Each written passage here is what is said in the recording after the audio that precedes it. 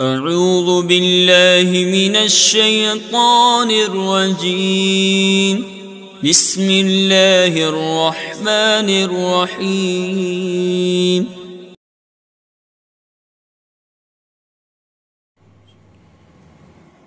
بسم اللہ الرحمن الرحیم۔ میں محمد خسنود عالم احسانی رضوی، دارالعلوم غریب نواز پریاگراج، جماعت صابیہ کے بچوں سے مخاطب ہوں۔ نزہۃ النظر فی شرح نخبۃ الفکر کا درس چل رہا ہے۔ مصنف کی کتاب جہاں سے شروع ہے اس سے پہلے آپ کے کسی شاگرد نے آپ کی شان میں چند آداب و القاب نقل کیے ہیں تاکہ مصنف کی اہمیت سے کتاب کی اہمیت سمجھ میں آئے۔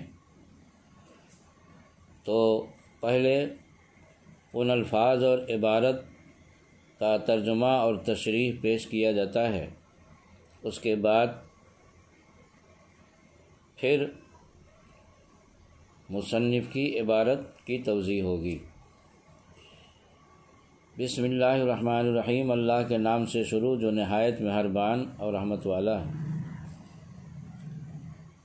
قال شیخ الامام العالم العامل الحافظ، شیخ امام عالم عامل حافظ نے کہا، وحید الدہر ہی و عوان ہی، جو اپنے زمانہ کے یکتا ہیں، و فرید عصر ہی و زمان ہی، اور اپنے عصر اور زمانہ کے متفرد ہیں، شہاب الملت و دین، دین اور قوم کی چمک ہیں، ابو الفضل احمد ابن علی العسقلانی، جن کی کنیت ابو الفضل ہے، نام احمد ہے، والد کا نام علی ہے اور عسقلان کے رہنے والے ہیں، الشہیر و بے ابن حجر، اور ابن حجر کے نام سے مشہور ہیں، اصابہ اللہ الجنت بفضلہ و کرمہ، اللہ تعالیٰ ان کو اپنے فضل و کرم سے جنت عطا فرمائے، اپنے فضل و کرم سے جنت میں ان کا ٹھکانہ بنائے۔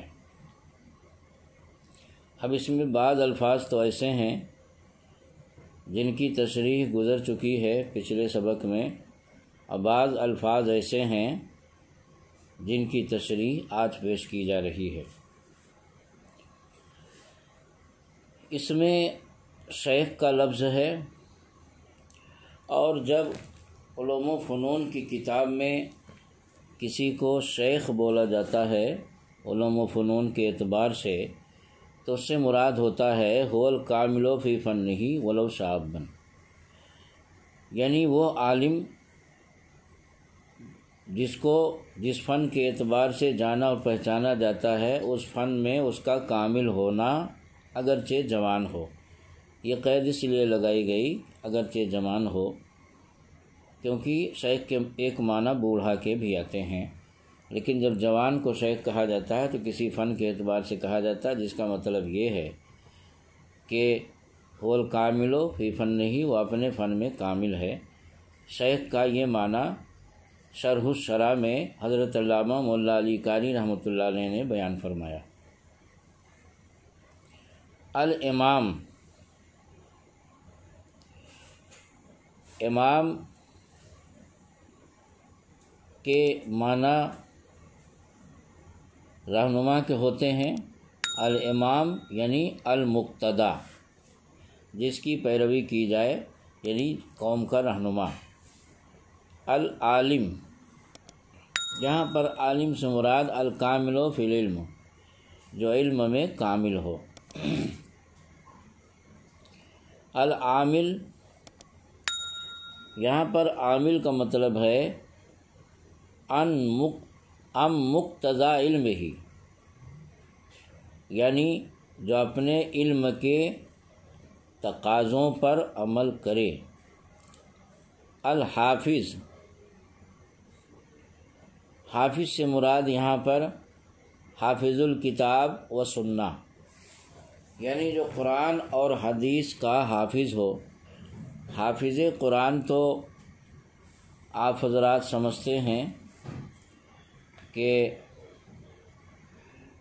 حافظ قرآن کہتے ہیں جس کو پورا قرآن زبانی یاد ہو، لیکن محدثین کی اصطلاح میں اصول حدیث کی زبان میں حافظ حدیث کسے کہتے ہیں؟ تو حضرت علامہ عبداللہ ٹوکی رحمۃ اللہ علیہ نے حافظ حدیث کی تعریف یہ کی ہے کہ فی الاصطلاح ہوا من احاط علمہ،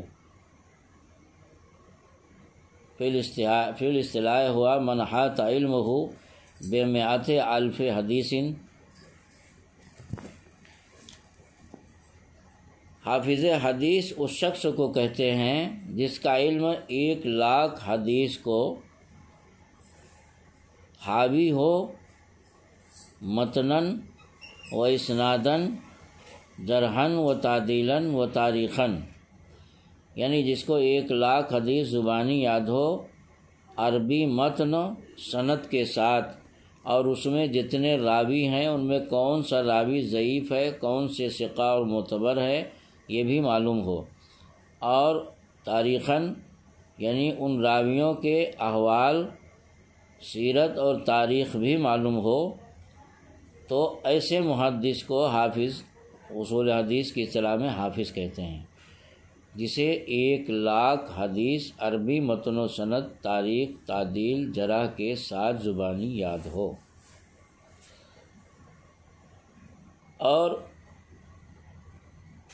اس عبارت میں باقی لفظ جو صحاب الملت والدین، تو چونکہ آپ بہت بڑے فقیہ تھے اور بہت بڑے محدث بھی ہیں، تو آپ نے اپنی فقہی اور حدیثی بصیرت سے قوم اور دین کو سیراب کر دیا۔ اس مناسبت سے آپ کو صحاب الملت والدین کہا جاتا تھا، اور ابو الفضل کی تشریح پچھلے سبق میں گزر گئی کہ آپ کا ابو الفضل کیوں کہا جاتا ہے، لہذا صحاب الملت والدین یہ آپ کا لقب تھا، اور نام آپ کا پچھلے سبق میں بھی بتایا گیا، چونکہ عبارت میں بھی ہے کہ آپ کا نام احمد ہے اور والد صاحب کا نام علی ہے۔ اسقلان یہ کون سی جگہ ہے، کیا ہے، اس کی توضیح اور تشریح بھی پچھلے سبق میں گزر گئی۔ اور ابن حجر کے نام سے آپ مشہور تھے، آپ کو ابن حجر کیوں کہا جاتا ہے، اس کی تشریح بھی پچھلے سبق میں گزر گئی۔ اب ان توضیحات اور تشریحات کے بعد یہاں سے مصنف کی اصل کتاب شروع ہے، تو انشاءاللہ کل کے سبق میں یہاں سے اصل کتاب کا آغاز ہوگا۔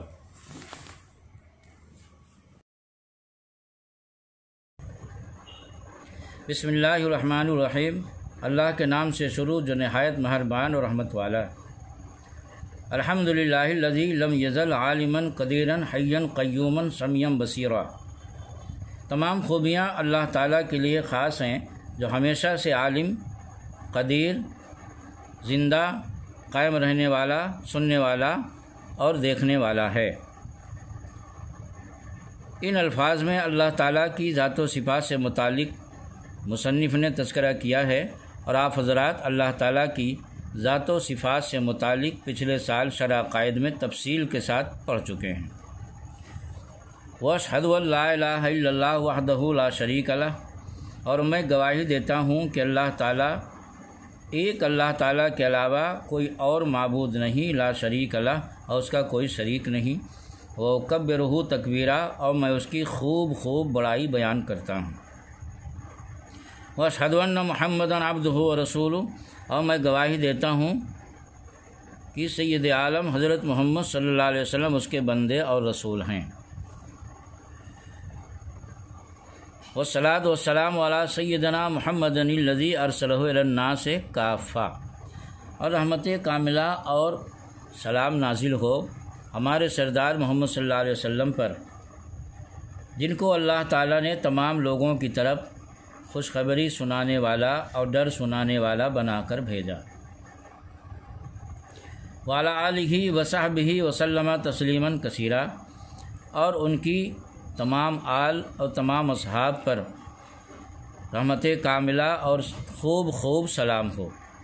اما بعد فإن التصانیف فی اصطلاح اہل الحدیث، حمد و صلاۃ کے بعد تو بے شک محدثین کی اصطلاح میں اصول حدیث کی قد کثرت للائمۃ فی القدیم والحدیث، متقدمین اور متاخرین دونوں کی بہت ساری کتابیں وجود میں آ چکی ہیں۔ فمن اول من صنف فی ذلک القاضی ابو محمد الرامہ ہرمزی، تو اس فن میں یعنی اصول حدیث میں سب سے پہلی کتاب جو وجود میں آئی ہے وہ قاضی ابو محمد رامہ ہرمزی کی کتاب ہے، کتابہ المحدث الفاصل، جس کا نام المحدث الفاصل ہے۔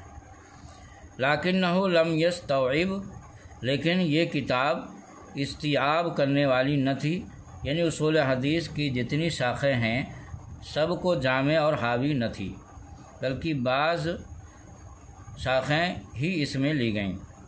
والحاکم ابو عبداللہ النیسابوری، اس کے بعد حاکم ابو عبداللہ نیساپوری نے بھی ایک کتاب اصول حدیث میں تصنیف فرمائی۔ لیکنہ لم یحذب ولم یرتب، لیکن یہ کتاب بھی مناسب ترتیب اور تہذیب پر نہ تھی۔ وتلاہ ابو نعیم الاصفہانی، پھر ان لوگوں کی پیروی میں ابو نعیم اصفہانی نے بھی ایک کتاب ترتیب دی۔ فعمل علی کتاب ہی مستخرجن، لیکن ان کی کتاب مستقل کتاب نہ تھی، بلکہ یہ ابو عبداللہ نیساپوری ہی کی کتاب پر انہوں نے استخراج کا کام کیا۔ وابقاء اشیاء للمتعقب، اور اس میں بھی کچھ چیزیں بعد والوں کے لیے چھوڑ گئے۔ ثم جاء بعدہم الخطیب ابو بکر البغدادی، پھر ان محدثین کے بعد امام خطیب ابو بکر بغدادی اس میدان میں تشریف لائے۔ فصنف فی قوانین الروایا، اور انہوں نے قوانین روایا یعنی اصول روایت سے متعلق ایک کتاب تصنیف فرمائی، سماہ الکفایہ، جس کا نام انہوں نے الکفایہ رکھا۔ وفی آدابہا کتاباً، اور آداب روایت سے متعلق بھی ایک الگ مستقل رسالہ اور کتاب تصنیف فرمائی، جس کا نام انہوں نے رکھا الجامع لآداب الشیخ والسامع، یہ کتاب کا نام۔ مصنف کہتے ہیں کہ وقل فن من فنون الحدیث الا وقد صنف فیہ کتابا مفردا، فنون حدیث میں سے یعنی اصول حدیث میں سے کم ہی علوم و فنون رہ گئے، مگر یہ کہ اس میں ایک مستقل کتاب امام خطیب نے تصنیف فرمائی۔ مطلب یہ ہے کہ جتنی کتابیں، جتنے فنون اور شاخیں اصول حدیث میں ہوتی ہیں، مثلاً شیخ سے سننے، اور یہ کہ شاگردوں کو سنانے، اور یہ کہ روایت کے آداب، روایت کے اصول لکھ کر محفوظ رکھنا، اور جب تک اپنے شاگردوں کو نہ سنا دے تب تک اس کو اپنی تحویل اور حفاظت میں رکھنا، وغیرہ وغیرہ بہت ساری شاخیں اصول و حدیث کی ہیں۔ تو امام خطیب نے تمام شاخوں پر الگ الگ مستقل رسالے لکھ کر اور اس فن کو وسیع اور بہترین اور حسن بنا دیا۔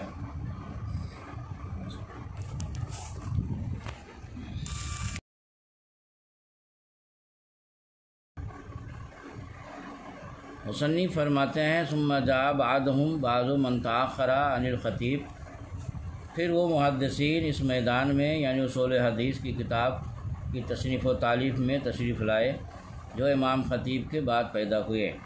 فاخذ من هذا العلم بنصیب، تو ان محدثین نے بھی اس فن اور اس علم سے ایک حصہ لیا، یعنی انہوں نے بھی تصنیف و تعلیم میں خدمات انجام دیں۔ فجمع القاضی ایاز کتاباً لطیفاً۔ تو امام قاضی ایاز مالکی رحمۃ اللہ علیہ نے بھی ایک بہترین کتاب تصنیف فرمائی، سماہو المعو، جس کا نام انہوں نے رکھا المعو۔ و ابو حفص المیانزی جزءاً، اور ابو حفص میانزی نے بھی ایک رسالہ اس پر تصنیف فرمایا، سماہو مالا یسمع المحدث جہلہ، جس کا نام رکھا انہوں نے مالا یسمع المحدث جہلہ۔ وامثال ذالک من التصانیف، اور اس کے علاوہ اور بھی بہت سارے محدثین نے بہت ساری کتابیں لکھیں، التی اشتہرت، جو مشہور و معروف ہیں، ابوستت اور مبسوط ہیں، یعنی ضخیم ہیں، لیتوفر علمها، تاکہ اس کا علم زائد ہو، واختصرت لیتیسر فہمها، اور بہت سی کتابیں مختصر بھی لکھی گئی ہیں تاکہ ان کا سمجھنا آسان ہو۔ الی ان جاء الحافظ الفقیہ تقی الدین ابو عمر و عثمان ابن صلاح عبد الرحمن الشہرزوری، یہاں تک کہ اس میدان اصول حدیث میں حافظ فقیہ تقی الدین ابو عمر عثمان ابن صلاح عبد الرحمن شہرزوری تشریف لائے۔ نزیل و دمشق، جو دمشق میں قیام پذیر تھے، فجمع لما ولیا تدریس الحدیث بالمدرسۃ الاشرفیہ، تو جب مدرسہ اشرفیہ یہ دمشق میں جامع مسجد کے کنارے کنارے جو مدرسہ ہے اس کا نام ہے مدرسہ اشرفیہ، تو حضرت فقیہ تقی الدین رحمۃ اللہ علیہ جب وہاں پر استاد حدیث تھے، حدیث پڑھانے کی ذمہ داری آپ کو سپرد کی گئی تھی، تب آپ نے بھی اصول حدیث پر ایک کتاب تصنیف فرمائی۔ کتابہ المشہور، آپ کی کتاب مشہور ہے، یعنی مقدمہ ابن صلاح کے نام سے آپ کی کتاب مشہور ہے، جو آج بھی چھپ رہی ہے اور مل رہی ہے۔ فہذب فنونہ وعملہ شیئا بعد شیئا، تو آپ نے اصول حدیث کے تمام علوم و فنون کو اکٹھا کر کے اور تھوڑا تھوڑا کر کے املا کرایا، فلہذا لم یحصل ترتیبہ علی الوضع المناسب، اس لیے آپ کی کتاب مناسب ترتیب پر حاصل نہ ہو سکی۔